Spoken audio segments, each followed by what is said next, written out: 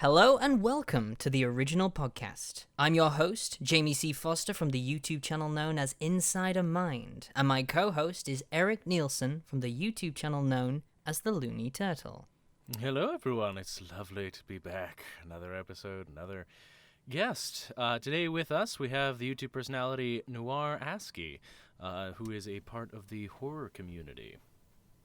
Yeah. Hey, welcome to the podcast, man. Thank you. I'm glad to be here. That's great. One of the first things I think we'll obviously ask you about is, to basically explain a little bit about your channel for those who are unaware of it. Fair enough. Essentially, I cover weird things on the internet, like most of us do in this general circle of people. Pretty much. What is it that got you into this area of, well, I guess, horror community, you could call it, since... Well, I've always been interested in horror in general, and when I initially started off the channel in the first place, I put out a really, really terrible video, like in just sort of February 2016, which was about Resident Evil, and I had never done like video stuff before. I'd never done anything like that. I'm more of a music kind of guy, so the audio, it was okay-ish, but yeah, it was terrible, and so I stopped that for a while, and I started to do sort of more gaming videos, but then Petscop arrived. Oh. And I thought to myself, yeah, I'm gonna cover this, and that's where it went from there. Brilliant. Is that video still up, that first video? Or have you taken it down since then? Oh, God, no. No, it's definitely not. It's not still there. Was it just a long video or like a little short thing just talking about Resident Evil? It was like an 8-minute long video, but the music ended up, because I'm a musician, the music ended up being louder than my voice. So, so yeah, I got rid. Oh, fair enough. So do you do musician as another job on the side, or? Well, it's more of a hobby. I used to play live and everything like that, but no, not anymore. Not currently, at least.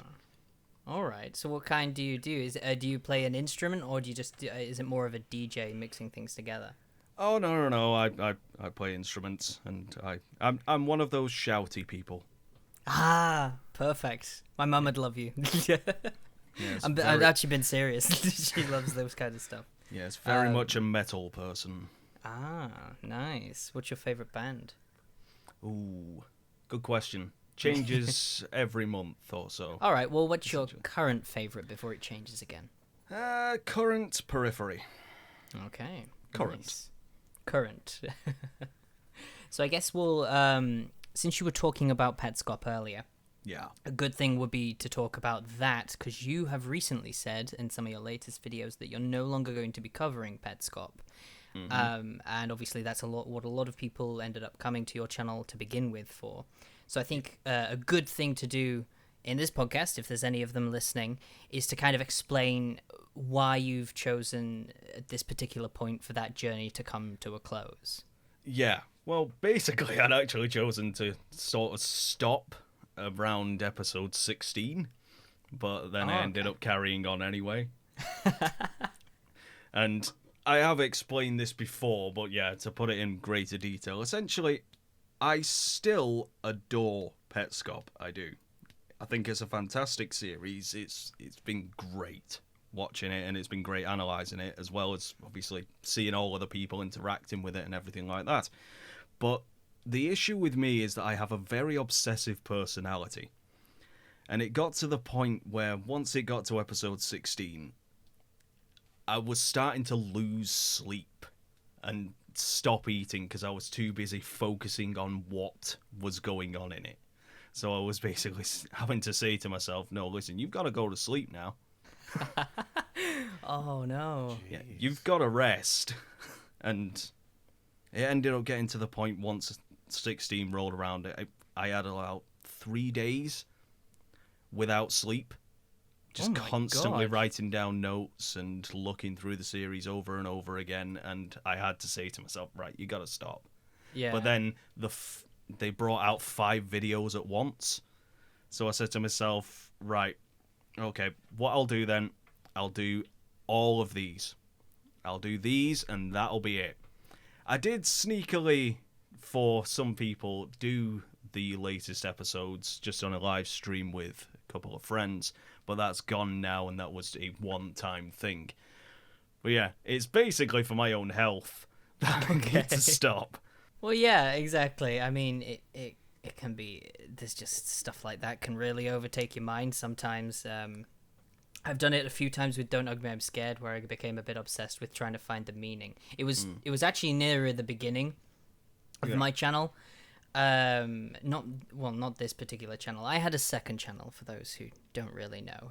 It was called CP Games, and that was where I first started this whole kind of journey, I guess, into the horror community, and Don't Hug Me, I'm Scared was the start of it. And when I made that first video, people enjoyed it, and then I just started making video after video of Don't Hug Me, I'm Scared.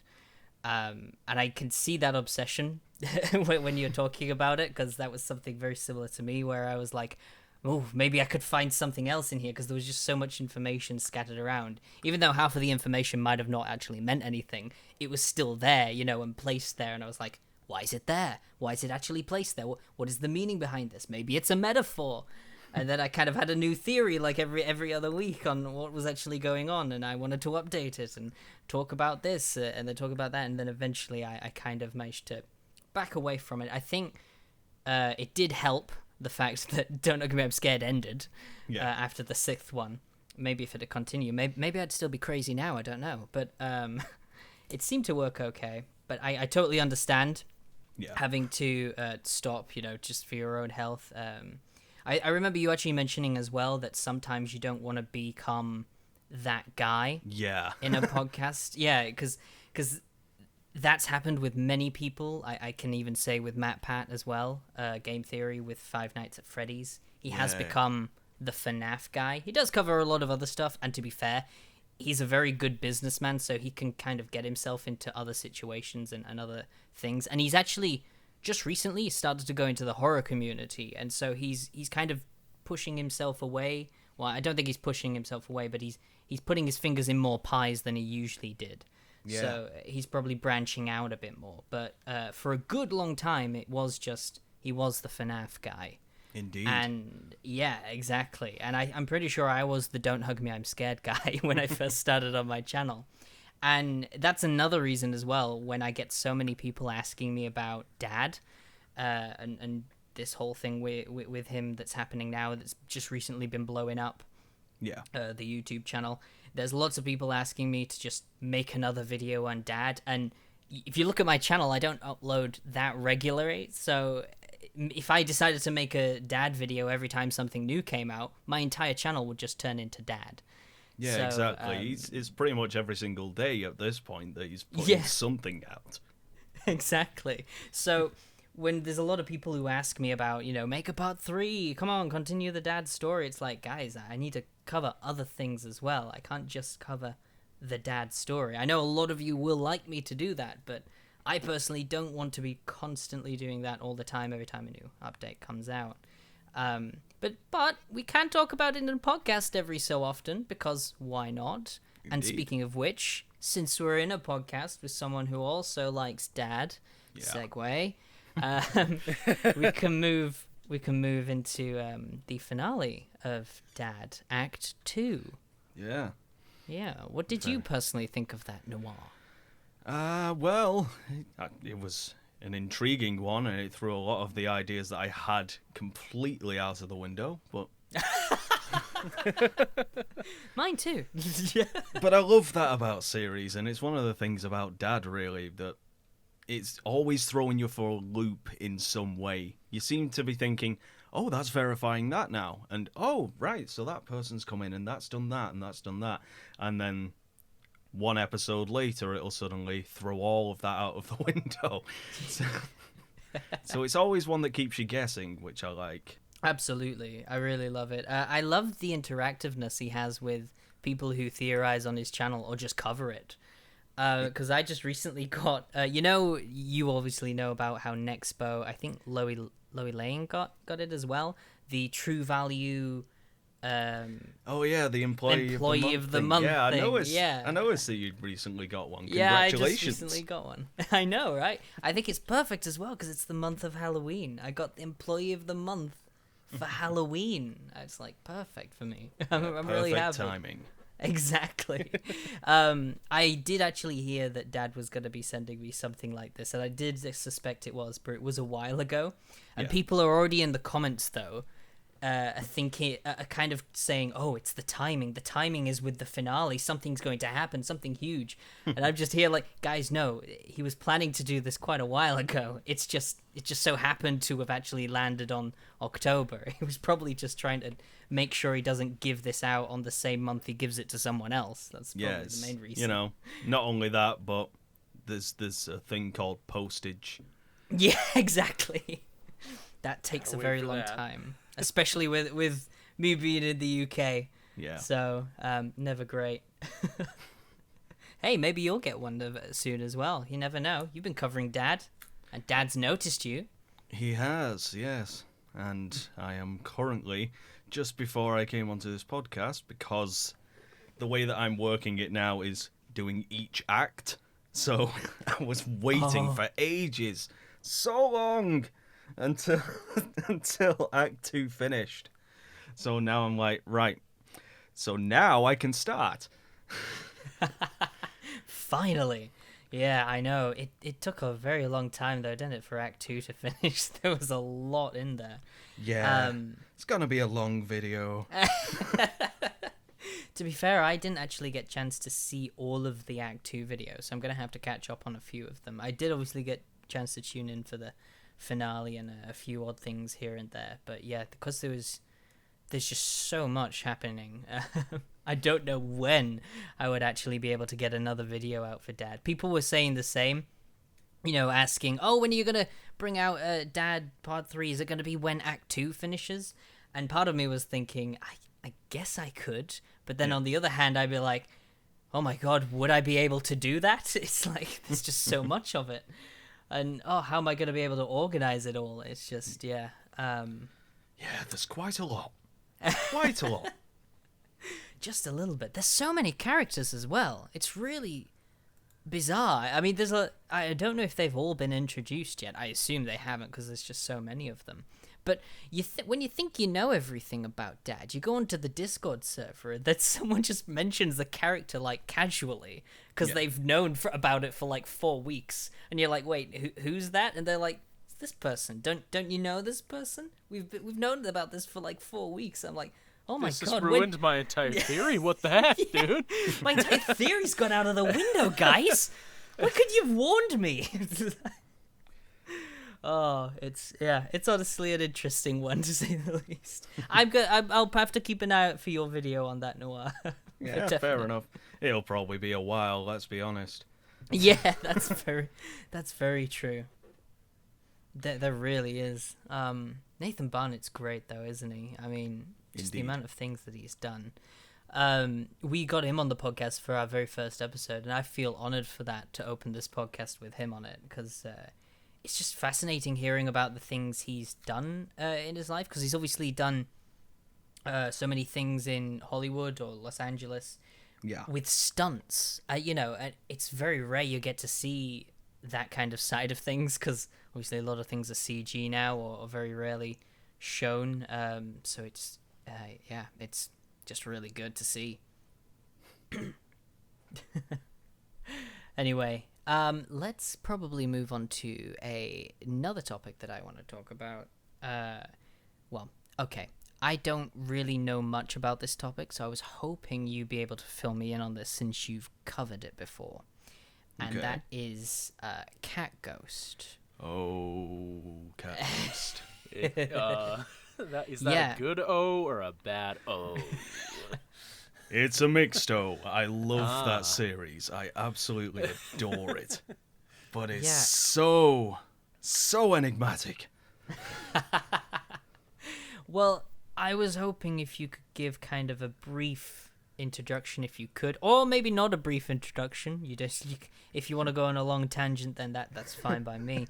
But it's just, I've always wanted to probably look into it more, but I've just never had the time because I think a lot of other stuff that have come up that I know I would have ended up enjoying, I've just ended up doing that instead.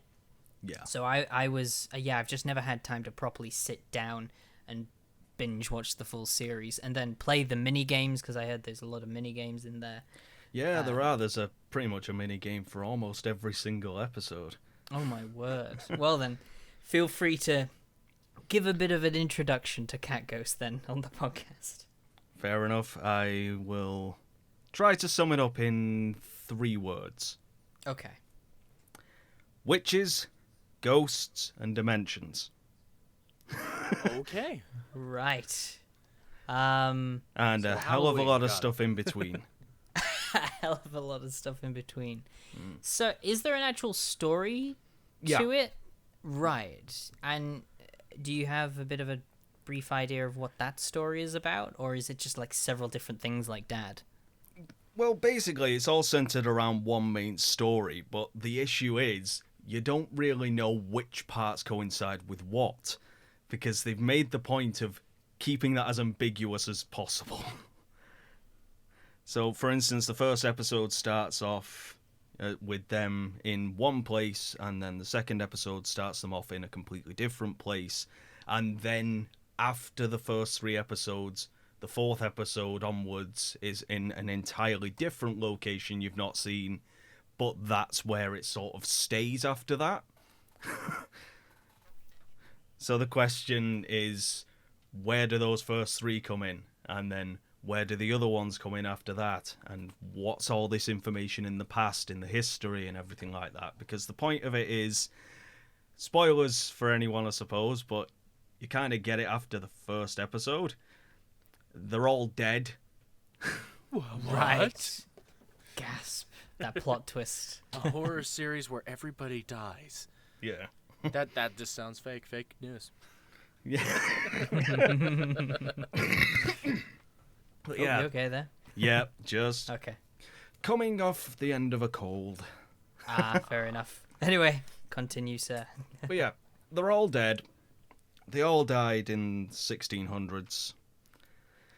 And they're all here now, but you don't know why they're here. You still don't know why they're here. All the way through these episodes, obviously that's the point of it, you got to try and figure it out. And I think I might be close, but creators aren't going to tell me that. Well, what's your personal idea on what you think is happening? Like I said, it seems to be that something happened when they died.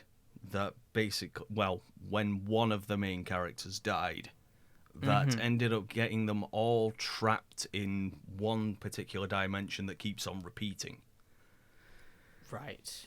So Okay. the dimension starts at some random interval, and then they all die again because the dimension sort of implodes or disintegrates or whatever it does because something goes wrong, and then it restarts again and again and again. So we don't know what cycle we're in. We don't know what on earth it is that actually causes it to happen, whether or not it's the same thing each time or it's a different thing. It's very complicated. It sounds very complicated. When was the last upload? I actually haven't checked that. I think it was a couple of weeks ago. Oh, really? Okay, so it wasn't too long ago then. Yeah, I believe they're getting close to the end, actually. Oh, really? And there's no sign of what's going on? No. Okay, that should be interesting. I might actually wait till it's finished then. That's assuming that you're correct and it is coming close to an end. I might look to it after that, because that's what I was thinking with Petscop. I wanted to wait till that was over before I properly looked at that as well, because the thing is with a lot of these shows that have a very big story and go on for a very long time, I feel the best way to cover it is when it's all over, when it's already kind of got its fan base. Oh, you're driving a hard bargain there with Petscop, because there's so many people that are still saying, even though those credits and everything like that, they were clearly credits at the end of it. at the final one. They're still saying, no, it's not done. There's still gonna be another one. There's gonna be another another story. Well, to be fair, yeah, I've seen. But to be fair, there's a lot of people in Petscop that have some insane theories, and not only that, they get angry if the theory is different to theirs. Oh yeah, I've noticed that. I'm like, it's an interesting community to say the least, and it's probably also maybe a quarter of the reason why I haven't also dabbled into that area, just because the lovely community probably wouldn't appreciate a theory that's different to theirs. yeah. No, that's not to say that obviously everyone in the Petscop community is like that, but you know, it's like everywhere. There's always a small minority of the group that's very loud, that makes themselves sound like they're loud. There's more of them than there actually are. Yeah. And then the whole community kind of gets crap for it. But yeah, Petscop's certainly got a few of those, to say the least. From what I've just noticed. a bit. Yeah. Oh dear, it's an interesting show. Same with Cat Ghost. Maybe if there's a bit more answers to pop out in future episodes, maybe it'd be interesting to cover. Yeah. I don't know. Quick tip for you once you get there. Check the games for the past information. Check the episodes for the current. Right, okay, so that's what the mini games are for. Yeah. I saw the first mini game. It looked kind of cool. Do they get complicated as the episodes go on, or are they just kind of simple, most of them? Not really. All of them seem to have some form of gimmick to them, essentially. Right, okay. Like the first one's got a specific sort of object that you can talk to, and that can answer questions for you. And then the second one is specifically for answering knock-knock jokes and things like that. Well, not knock-knock jokes, but using, knock code to be able to sound out letters and things like that. And it all focuses around one singular gimmick. Further down the line, though, they did get really interesting with having specific versions of the game only give you certain bits of information, and then someone else gives you another piece and things like that. So it's a community-based thing. They've all got to figure it out together, because you won't be able to get all the information otherwise. Really? I like that stuff sometimes, but obviously it's a bit worrying, because you don't always know if the community are going to share what they find. Yeah, that's true.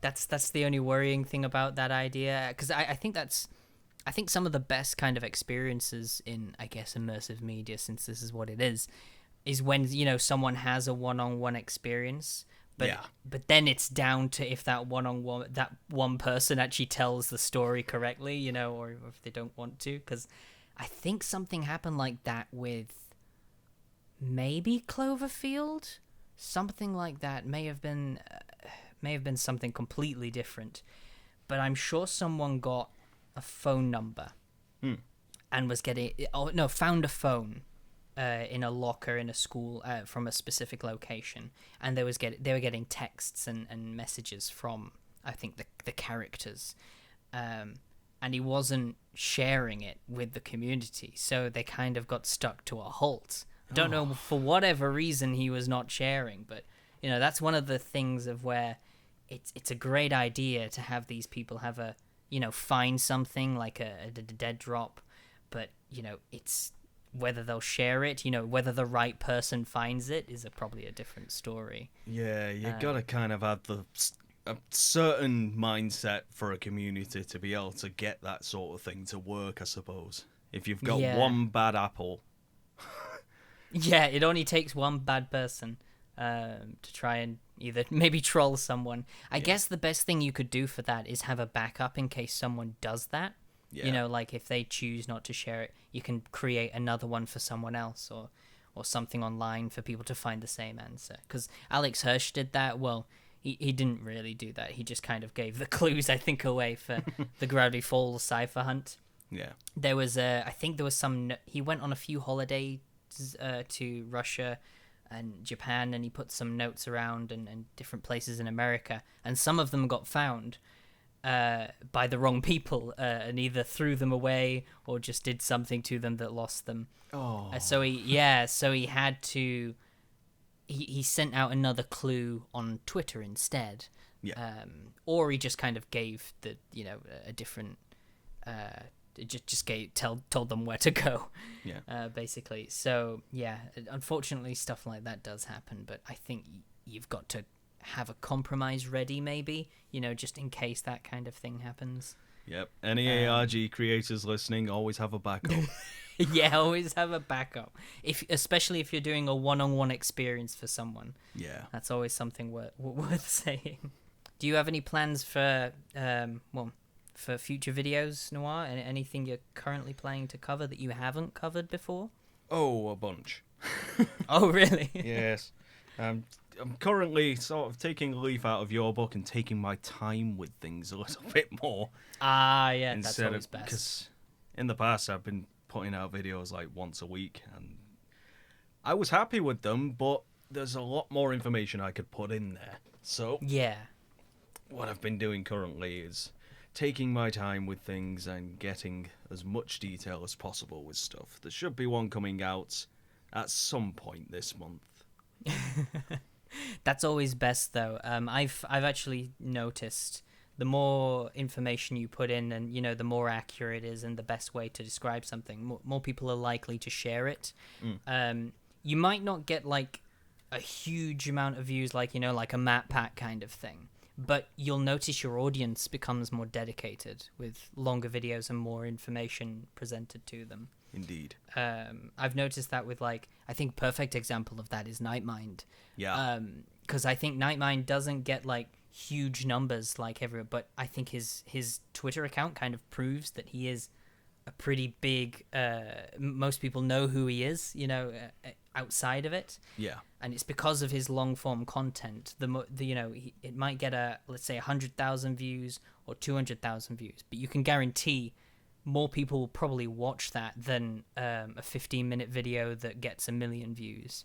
Well, look at things like Tribe 12 and Everyman Hybrid that he's done. He's spent months, in some cases years, looking at this stuff. It's crazy. Yeah, I've always been kind of fascinated with that when he's had it in the kind of. He's had it in a movie form, like an hour and a half analysis of something. So yeah, it's always been something that's fascinated me. Similar with who is it now? Oh, Red Letter Media. They do something similar with their reviews. I don't know if you guys heard of Red Letter Media? I have indeed. You have. I think I have. I just don't quite remember it offhand. Oh, you're missing out, dude. If you haven't seen Red Letter Media, they have their best. Well, it's hard to pinpoint their best exactly, but I do like their Mr. Plinkett reviews because they are like actual feature films when they're just reviewing a movie. Yeah. Really good stuff. Long form content does seem to have its benefits. I know you can get a lot of people who drag things out with 10-minute videos and they do it daily, but you do get things like a Red Letter Media, a Nightmind. There's a bunch of them that I've watched, but none of them are coming to mind all of a sudden. But well, it's a sort of matter of dedication, really, isn't it? There's two sort of forms of dedication. Dedication to making sure that you're putting a video out daily, and then dedication towards putting out as much information in one video as possible. Yeah, exactly. And it's I've noticed that with YouTube or YouTubers now, that a lot of people do realize that they can take gaps between uploads and their audience will still be there providing they've got a good video for them to come back to. Yeah, it's great that, I think, despite obviously people saying the YouTube algorithm's really bad and all these other things that YouTube has, it is nice to know that you can still make good content that can be still seen by people. So, yeah, exactly. So I think that probably can draw our podcast to a close. It was a nice little Nice little talk about alternate reality games and potentially new things that are coming and going. Thank you, Noir, for coming onto the podcast. It was a pleasure to have you and talk about all these things. Indeed, likewise. Yes. All right. Always glad to have a new guest. Absolutely. Is there anything else you want to add, Eric, before we leave? Nothing that I can think of at the moment. Or should we just wait a few minutes, see if you can think of anything? You know, we'll just sit in the corner, wait for you. Nah, I think we're good. All right. Anyway, guys, if you haven't seen Noir, feel free to check his channel. There'll be links, obviously, in the descriptions. And his name is obviously going to be in the title, so you'll be able to search up his name and find his channel. Is there anything you want to plug, Noir, before we go? Not at all. No, thank you very much for having me. Alrighty. We'll see you guys next time.